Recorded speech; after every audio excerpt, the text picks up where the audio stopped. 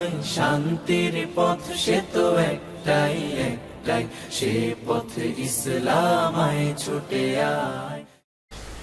আমার নবীজি 5টা খেদমতের কথা বললেন।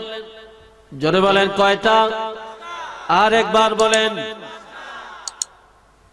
1 নম্বরে আসসালাতু আলাইহিমা, মা বাবার ইন্তেকালের পর বেশি বেশি করে তাদের জন্য দোয়া করা। বলেন আমার সাথে সবাই, রব্বিরহামহুমা কামা রব্বায়ানি সগীরা। এভাবে তাদের ইন্তেকালের পর বেশি বেশি করে তাদের জন্য দোয়া করা, এটা হলো তাদের খেদমত।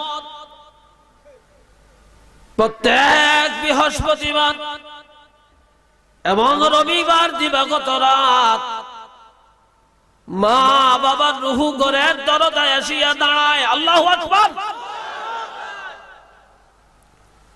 এই যে আপনাদের পাশে একটা গোরস্থান আসেনি, এই বরাবরই গোরস্থান,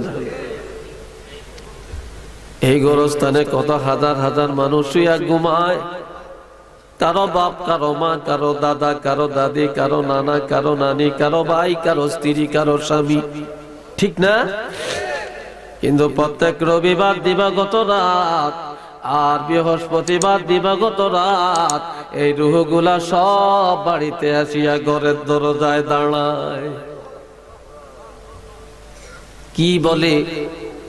আল্লামা নবী বলেন, তু তাওয়াঙ্গার গাছটাই আজমালেমান ই জমা গাফল সুদি আজহালেমান। ছেলেরা রে, এই বাড়ির মালিক একদিন আমি ছিলাম, ঘরের মালিক আমি ছিলাম, বাগানের মালিক আমি ছিলাম, এই দালান আমি করেছিলাম, এত সুন্দর বাগান আমি সাজাইছিলাম। আমার ঘর, আমার বাড়ি, আমার দালান, আমার বাগান, আমার পুষ্করী, আমার জমিন তোমরা ভোগ করো। কিন্তু এত কিছুর মালিক বানিয়ে যাওয়ার পরেও এত নিষ্ঠুর হয়ে গেলা, আল্লাহকেও বলে গেলা আর আমাদের মা বাপকেও বলে গেলা রে, এত নিষ্ঠুর কেমনে হয়ে গেলা? তবে আমাদের কবরের কাছে আয়, আয়কে বরমান মেরবি দামান কুশা আসর ইখলাস ওয়াল হামদ বেখা। কবরের পাড়ে দাঁড়া, কান লাগাইয়া শুনবি, আমরা বড় বিপদে, বড় মুসিবতে আছি। কবরে জাহান্নামের আগুন দাও দাও করে জ্বলে। তোমাদের কাছে কিছু চাই না, চাই শুধু দোয়া। কবরের কাছে আসিয়া দাঁড়ায়া দাঁড়ায়া সূরা ফাতিহা পড়িয়া আর সূরা ইখলাস পড়িয়া আমাদের জন্য 2টা হাত আল্লাহর দরবারে বাড়ায় একটু দোয়া করিয়া যা।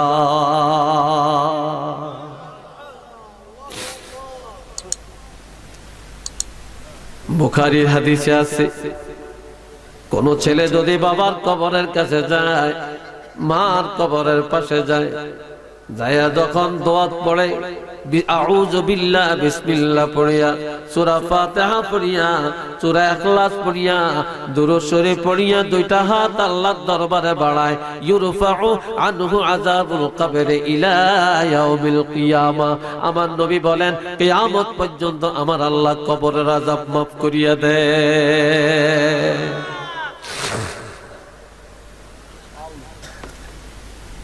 এই জন্য নবী বলেন, আসসালাতু আলাইহিমা, মা বাবার ইন্তেকালের পরের খেদমত হলো তাদের জন্য দোয়া করা। 2 নম্বরে ওয়াল ইস্তিগফারু লাহুমা, তাদের ইন্তেকালের পরে তাদের গুনাহ আল্লাহর কাছে মাফ চাওয়া। ও আল্লাহ, আমাদের মা বাবা আমাদেরকে লেখাপড়া করাতে যায়, রুজি করতে যায়, সীমানা ঠিক করতে যায়, বাড়ি বাঁধতে যায়, কত অপরাধ কামাই করে তারা কবরে চলে গেছেন।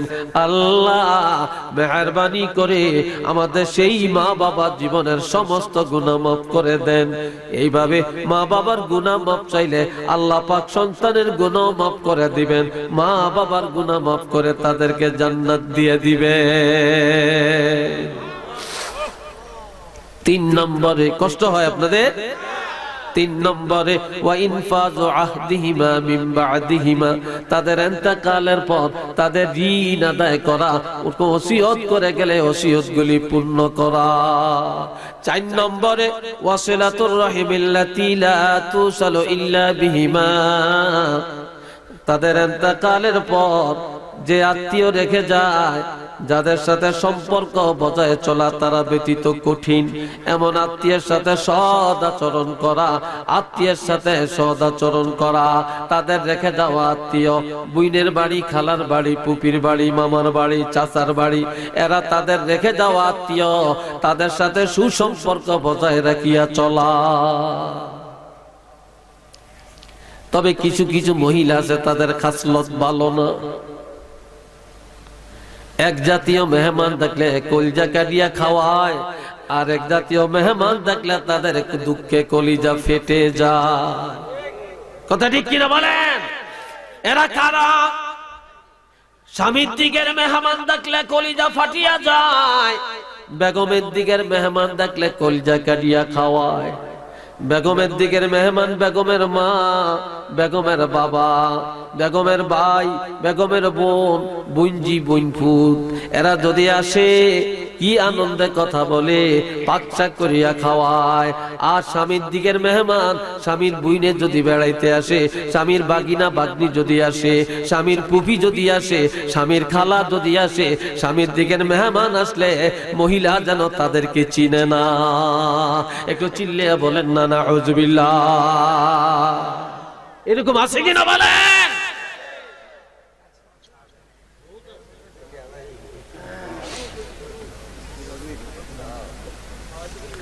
আল্লাহ ৫ নম্বরে ওয়া ইকরামু সাদিকিহিমা, মা বাবার ইন্তেকালের পর তাদের বন্ধু বান্ধবের সাথে সৎ আচরণ করা। ও জওয়ানেরা, বাবা নাই রে, একজন মুরব্বীরে দেখলা, যদি মনে করো আমার বাবা থাকলে ইজ্জত করতাম, আজ মুরব্বীর ইজ্জত করলা, মা বাবার খেদমতের সওয়াব তুমি পায়া যাইবা। মা নাই, মায়ের বয়সের একজন বাড়ির মুরব্বীকে সম্মান যদি করো, মার খেদমতের সওয়াব আল্লাহ দান করে দিবেন। একটু উচ্চ আওয়াজে বলেন না সুবহানাল্লাহ। আর এক হাদিসে আমার নবী বলেন, আমরা আমাদের হায়াত বাড়ুক, রিজিক বাড়ুক, এটা আমরা চাই কি? চিল্লিয়ে বলেন, চান? হায়াতও বাড়ুক, রিজিকও বাড়ুক। আমার নবী বলেন, কেউ যদি তার হায়াত বাড়াইতে চায়, বরকত বাড়াইতে চায়, রিজিক বাড়াইতে চায়, সে যেন মা বাবার সাথে সৎ আচরণ করে, আর আত্মীয় স্বজনের সাথে সদ্ব্যবহার করে, আত্মীয় স্বজনের মন খুলে মেহমানদারি করলে, আর মা বাবার সেবা করলে, তাদের প্রয়োজন মিটিয়ে দিলে তার হায়াতও বাড়িয়া যাবে এবং তার রিজিকের অভাব দূর হইয়া যাবে।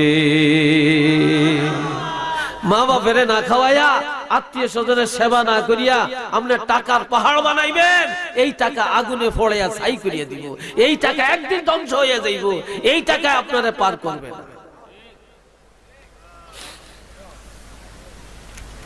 আল্লাহ এক জায়গায় দুই ভাই, তো এক ভাই মাঠে কাজ করে, মা আছে বাবা নাই, মায়ের সেবা করে।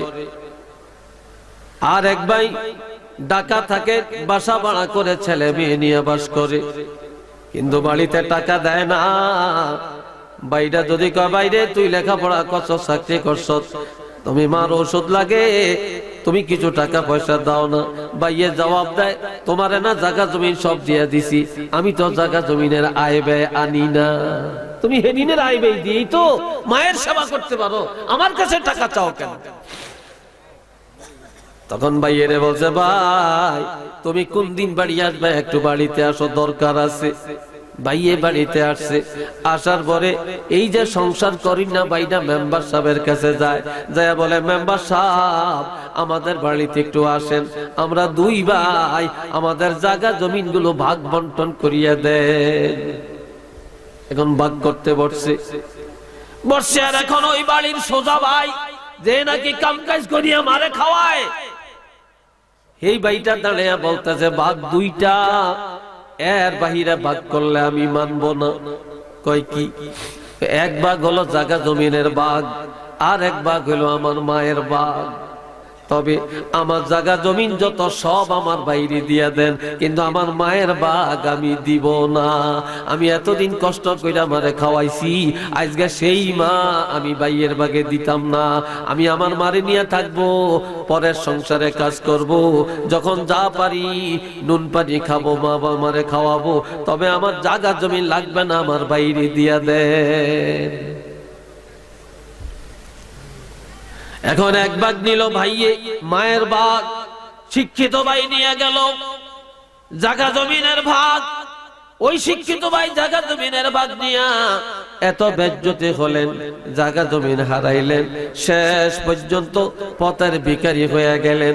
আজ এই ভাই মায়ের ভাগ নিয়ে গেলেন, মায়ের সেবা করতে করতে মা দোয়ায় সে কোটিপতি হয়ে গেল, এমনকি ওলি আল্লাহ হয়ে কবরে চলে গেলেন। এটা জোরে বলেন না আল্লাহু আকবার। এই জন্য হাতে পায়ে ধরে বলে যায়, মা বাপ বড় নেয়ামত। তবে বর্তমান যুগে সন্তানেরা মায়ের কথা মানে না, তার মধ্যে দুইটা কারণ। কয়টা কারণ? চিল্লিয়ে বলেন। দুইটা কারণ। এক নম্বরের কারণ হলো বাবায় খায় হারাম। জোরে বলেন কি? আর একবার বলেন, অধিকাংশ ঘরে এখন সুদের টাকা আসেনি? চিল্লিয়া বলেন আসেনি? সুদের লেনদেন, হারাম খায়, হারামের শক্তি, হারামের রক্ত, হারামের মাংস, হারামের বীর্য। আর মা হলো দায়ুস। মা কি? মা দায়ুস। মা দায়ুস হওয়ার কারণে আর বাবা হারাম খাওয়ার কারণে এই হারামের বীর্যের সন্তান এবং দায়ুসের ফেডের সন্তান কোনোদিন মা বাবার উপকারে আসে না। তারা হয় মা বাবার দুশ্মন, তারা হয় সমাজের দুশ্মন, তারা হয় রাষ্ট্রের দুশ্মন, তারা হয় ধোঁকাবাজ, তারা হয় বোমাবাজ, তারা মুরব্বীর সম্মান জানে না, মা বাবার ইজ্জত জানে না, তারা হাইজ্যাকার, তারা হয় ডাকাত, তারা হয় গুন্ডা। একটু চিল্লিয়ে বলেন না নাউযুবিল্লাহ। কথা ঠিক না? যেই মা দিনদার, যেই মা কোরআন তেলাওয়াত করে, ইমাম জাজুলি রহমাতুল্লাহি আলাইহি তিনি মরুভূমির জমিনে হাঁটেন। হঠাৎ আসরের নামাজের সময় হয়ে গেল, নামাজ পড়বেন, ওযু করবেন, পানি নাই। হঠাৎ করে একটা মহিলা পর্দার ভিতরে থাকিয়া দেখলো আল্লাহর ওলি কি যেন তালাশ করেন। ডাক দিয়া বলে, গো আল্লাহর ওলি কি চান? বলে, মা পানি চাই। কয়, হুজুর আমাদের পুষ্কুনিতে যায় দেখেন পানি পাবেন। আল্লাহর ওলি দৌড়ে গেলেন, পানি নাই। মা পানি তো নাই। বলে, আল্লাহর ওলি আপনি দাঁড়ান, পানি পাবেন। এ কথা বলে মেয়েটা দৌড়াইয়া যাইয়া শুকনা পুষ্কুনির মধ্যে একটু থুথু নিক্ষেপ করেন, সাথে সাথে ওই শুকনা পুষ্কুনির তলা দিয়া পানির জোয়ার এসে যায়। সেই পানি দিয়া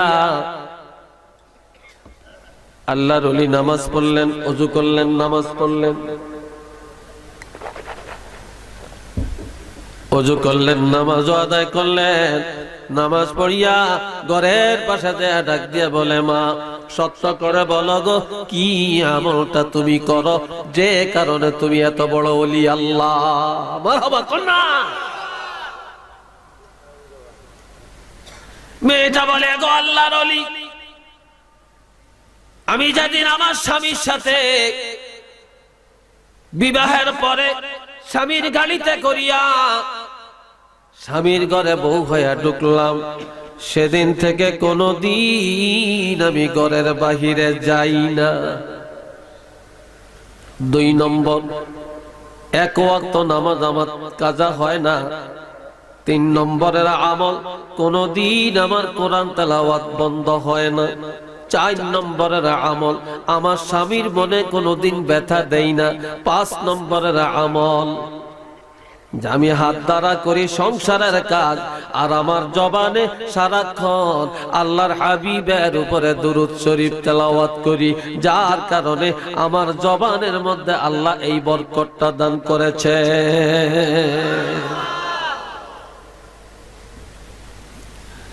আমাদের মায়েরা যদি এইভাবে আমল করত, তাহলে এই যুগের মায়েরা এরা কি ওলি আল্লাহ হইতো না? জোরে বলেন, হইতো না?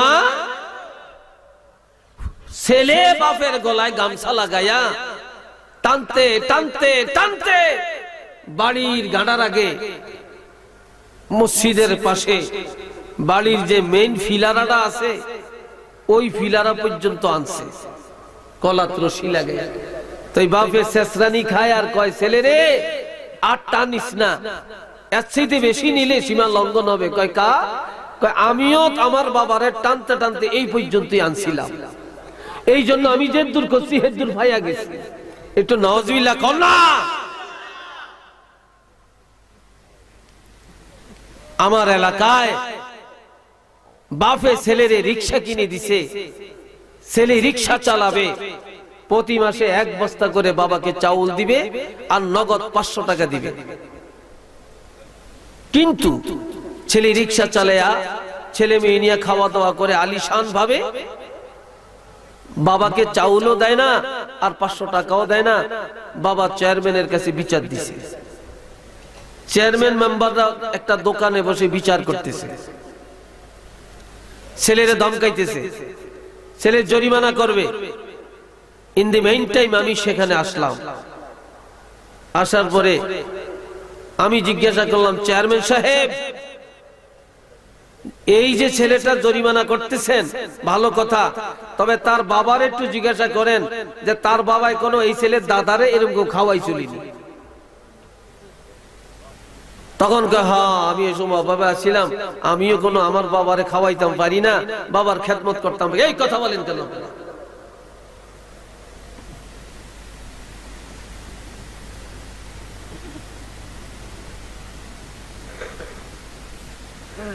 আমি খাওয়াইতে পারি নাই। তখন বললাম যে দেখেন, যেটা করছে সেটা এখন তার উপর আইছে, কথা ঠিক না? সে তার বাপেরে খাওয়ায় না, এখন হুতো এখন বাহিরে খাওয়াইতে আছে না, ঠিক নি? দাদাই গুজা হইয়া যাইতে আছে, গুজ হয়ে গেলে ধনুকের মতো হইয়া যায়, ঠিক না? তো নাতিয়ে কয়, দাদা আপনার ধনুকটার দাম কত? এমিশা হেমিশা ধনুক পায় না। পরে বলে, ওরে আমি গুজা হয়ে গেছি এই জন্য নাতি আমারে ধনুক বানাইছে। তাই বলে, নাতি রে আমার ধনুকের দাম জিগিয়া লাভ নাই, অপেক্ষা করো, এই ধনুক কিছুদিন পরে মাং নেই পাইবা, তুমিও একদিন বুড়া হইবা, একদিন গুজা হইবা, এটা পয়সা লাগতো না। কথা ঠিক কিনা বলেন?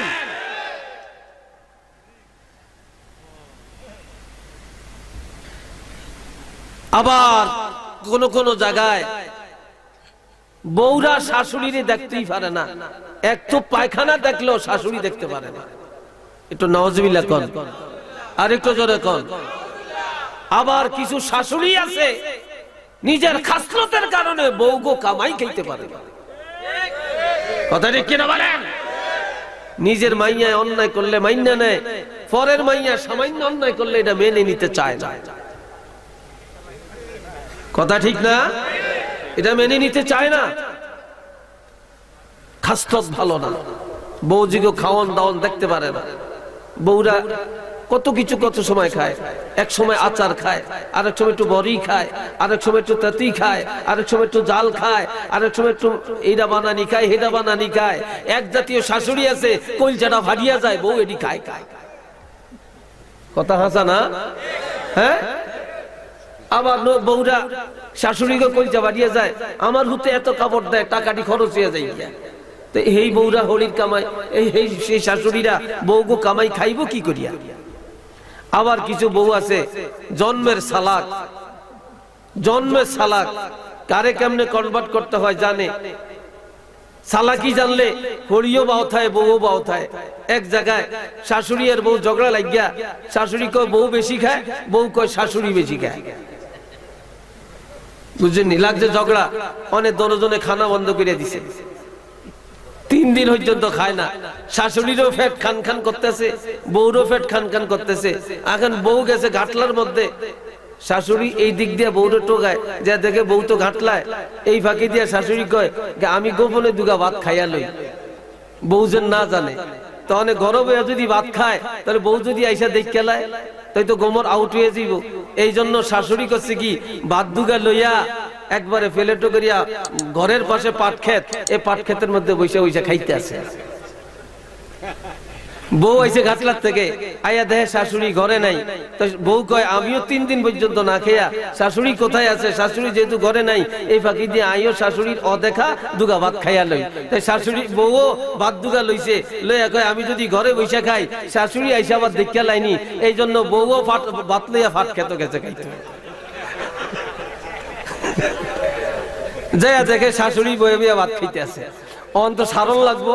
তখন বউ চালাকি করিয়া কয় আম্মা 3 দিন পর্যন্ত আপনি রাগ করিয়া ভাত খান না, এই অল্প 2 ভাতে আপনি রইব নি, এই জন্য আয় আরো 2 ভাত বাড়া বাতি হিসাবে আপনি লই আইছি।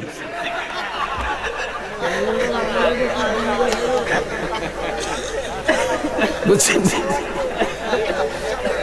হ্যাঁ, বউরা এরকম চালাক হইলে শাশুড়ি মন পায়।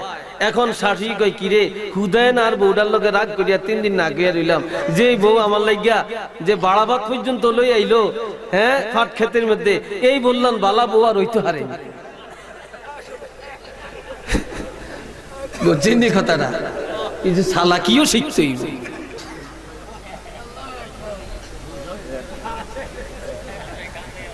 বেজার হইছেন না? কথাটা বেজার হইছেন? আল্লাহ আমার ভাইরা,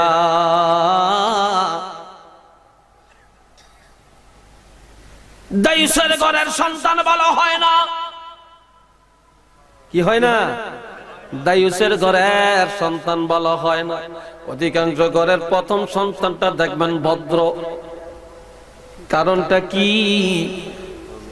প্রথম যখন বউ স্বামীর বাড়িতে যায় তখন লজ্জা শরম বেশি থাকে, কথা কম বলে, কারো বাড়ি যায় না, কারো ঘরে যায় না, ঠিক নি? আর এই অবস্থায় 2-3 বছর কাটায়। এই অবস্থায় কোন সন্তান যদি গর্ভে এসে যায় ওই সন্তান ভদ্র হয়ে যায়। এরপরে 2-1টা সন্তান হইলে বড় শরম ভাঙ্গা যায়। এই গরু দেয় দৌড় একটা, ওই গরু দেয় দৌড় একটা, মার্কেটে দেয় দৌড় একটা, এইভাবে সারাদিন খালি দৌড়ায়। আর বিয়ার দাওয়াত যদি মহিলারা পায় যেন সিন্নির থাল পায়। কথা ঠিক না?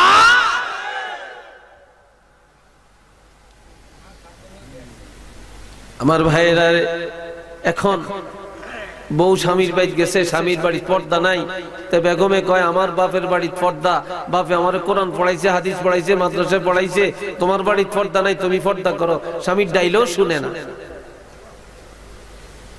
তো এইভাবে বউ লজ্জা শরম থাকা অবস্থায়, পর্দার ভিতরে থাকা অবস্থায় একটা ছেলে হইছে পর্দার ভিতরে। এরপরে পর্দা উঠিয়ে দিছে, কয় রাখ, এত দরবেশি দেখানোর দরকার নেই। স্বামী পর্দা টর্দা সব বাদ দিয়ে দিছে। এখন পর্দার বাহিরে আরেকটা সন্তান হইছে। বুঝছেন কথাটা? হইছে। আর এখন ছেলে বড় হইছে, বড় হইছে।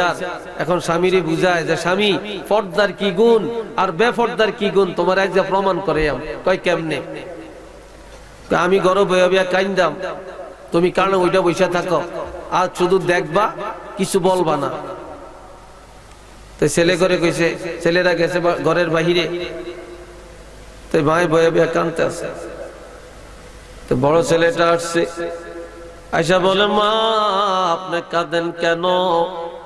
কই বাবা রে আমি কান্দি, তোমার বাবা আমারে বুড়া কালে এমন মারা মারছে, সহ্য করতে পারি না, তোর বাবার মার খায় আমি কান্দি।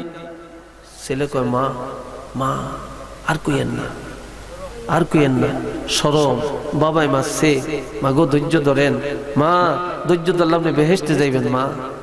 সুবহানাল্লাহ কর না। বাবাই কানে থাইকা শুনতেছে। এগিয়ে কিন্তু পর্দার ভিতরে হইছে, বুঝছেননি? এবার কয় যা তুই যা, তো ছোট ভাইকে কই, কই হেটাও রাস্তা খেলাইতেছে, হেগিয়া রাইতে কইছে, হেগিয়ে আসছে। মাই কান্দে, কান্দতেছে, মা কি সামনে বাবা কোশ না তোর ভাই আর মারিয়া করে ডিডি গুঁড়ে করে লাইছে কি লাডিটা কই দাওড়া দেন একটা জবাই করিয়ে দিয়াম আঙ্গো সামনে আঙ্গো মারা মারিব হেইতে কেডা বা কয় খাইছি রে এটা না দিন আরে জোয়া করিয়া দেয় কয় রাখ বাবা তুই কষ্ট তুই কিছু কইস না থাম থাম থাম ধৈর্য ধর যা তুই বাইতেন যা আর কান্তার না গেছি গিয়া বুড়িয়ার কয় এবো বইয়া দিয়েছেন লামেন না কা লামছে কি বুঝলেন কয় বুঝছি আজকের থেকে পর্দা করিয়াম যে পর্দার ভিতরে সন্তান যেন এত ভালো আর বেপর্দার সন্তান যেন এত সন্ত্রাস এত অসিদ্ধ এটা আজকে বুঝে আইলো কন্যা সুবহানাল্লাহ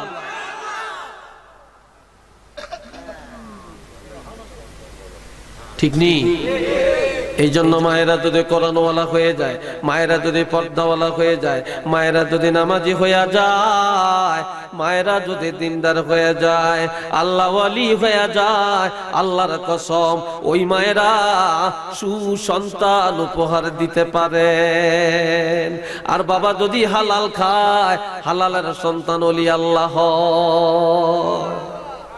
রাজি আছেন হালাল খাইতে জোরে বলেন রাজি আছেন আল্লাহ কবুল করেন সবাই বলেন আমিন আর একটু চিল্লিয়ে বলেন আমিন।